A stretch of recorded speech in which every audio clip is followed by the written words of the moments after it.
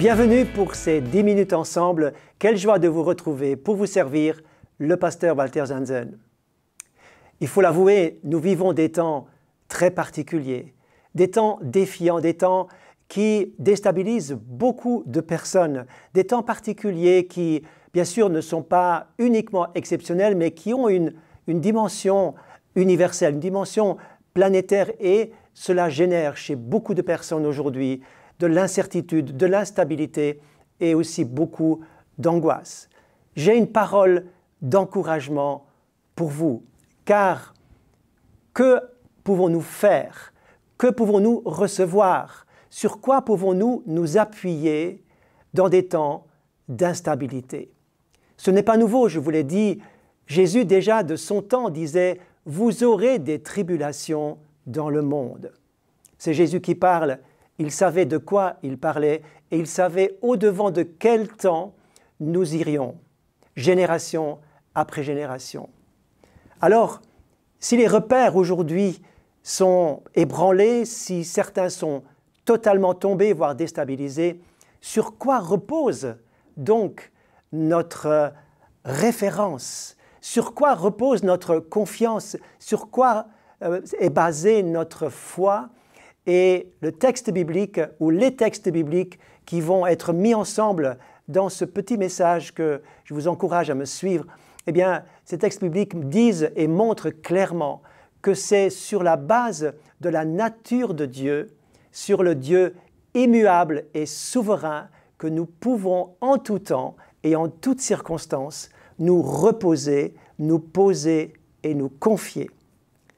Dans le livre du Deutéronome, ce livre biblique qui fait partie, bien sûr, des 5 premiers livres de Moïse, le Deutéronome, nous trouvons ceci, par exemple, « Le Dieu d'éternité est un refuge, et sous ses bras éternels est une retraite. » Ou encore dans cette prière de Moïse, dans le psaume 90, dans le psaume 90, il est dit « Avant que les montagnes n'existent et que tu crées le monde, d'éternité en éternité, tu es Dieu. » Moïse, devenu vieux, va reconnaître, va être imprégné de cette souveraineté, de cette stabilité de Dieu dans les générations. Et ceci est pour nous une référence.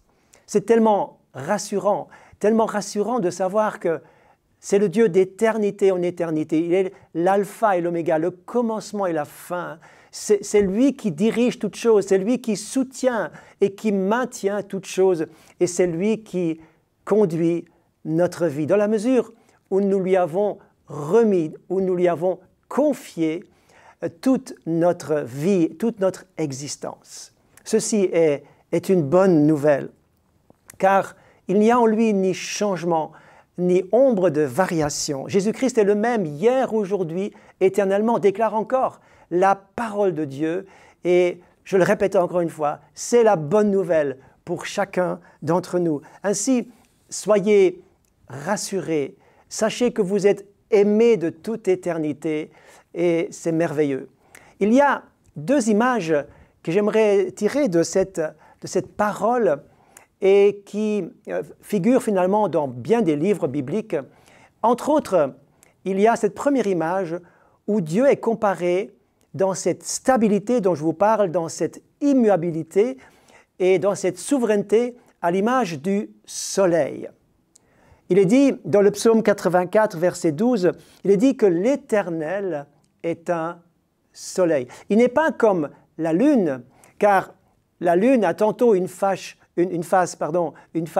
cachée et une face visible, une face éclairée, mais Dieu est un soleil qui est stable, qui depuis toujours, lui, brille avec sa pleine puissance. Dieu est une référence, tel le soleil. L'autre image, c'est l'Éternel est un rocher. Et pour cela, j'ouvre avec vous cette parole dans le psaume 18 pour en prendre juste une, où il est dit « Je t'aime, ô Éternel, ma force ». David est rempli de louanges, d'admiration devant Dieu. Il dit « Je t'aime, ô Éternel, ma force, Éternel, mon rocher, ma forteresse, mon libérateur, mon Dieu, mon rocher ». Il répète encore une fois cette image du rocher où il est véritablement à l'abri. Son bouclier, la force qui le sauve, la haute retraite. Et il va ajouter, je m'écrie, loué soit l'Éternel, et je suis délivré de tous mes ennemis. Dieu est un rocher. Il est une référence. Ce rocher battu par les flots, par les circonstances, il ne bouge pas, il ne bronche pas, car Dieu est un rocher stable dans l'adversité, solide, une référence. Nous avons à Genève, dans la rade de Genève, un rocher, une pierre de référence qui s'appelle la pierre de Niton. Et cette pierre est la référence pour toutes les altitudes.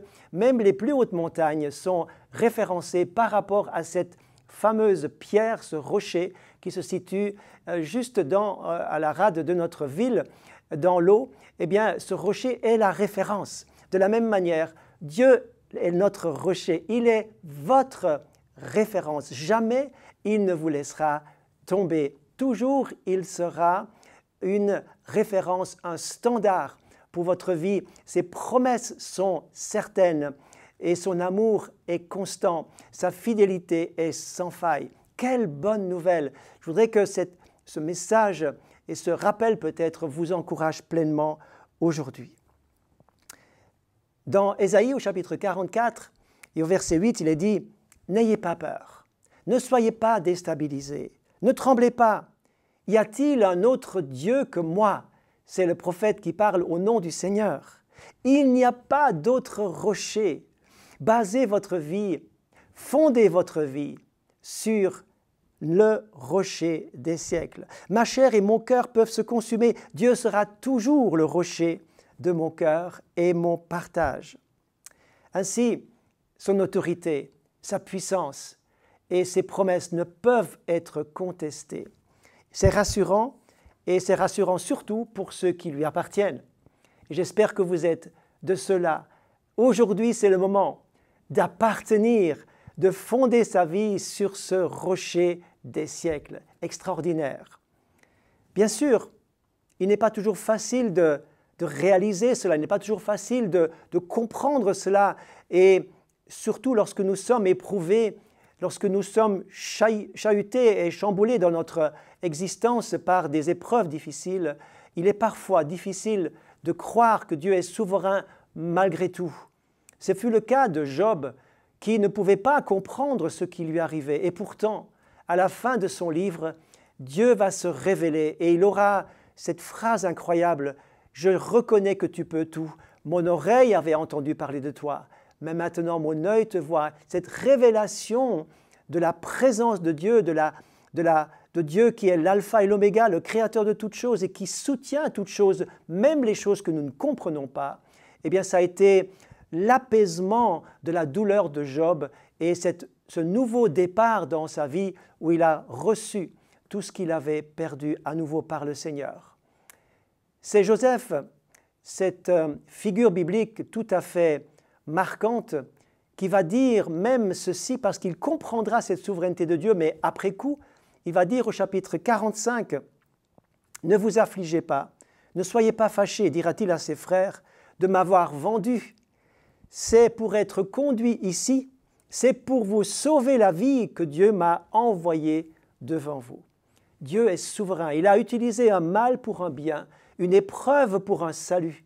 Il a utilisé une souffrance pour gagner ses frères, mais aussi pour gagner le salut d'autres personnes et d'autres peuples même.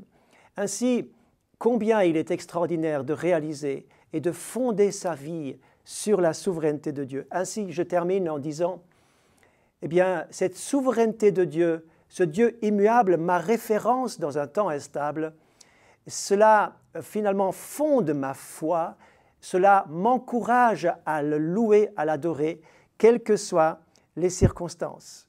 Soyez en paix, soyez encouragés de savoir par ce petit rappel que Dieu vous aime, il n'est pas déstabilisé dans ce que vous traversez, dans ce que le monde passe en ce moment. Dieu est notre référence parce qu'il est souverain, il est stable, il est immuable, c'est notre soleil et notre rocher. Que le Seigneur vous bénisse. Je prie afin que chacun d'entre vous, vous soyez pleinement encouragé à l'écoute de ces paroles. Que le Seigneur vous bénisse et à très bientôt.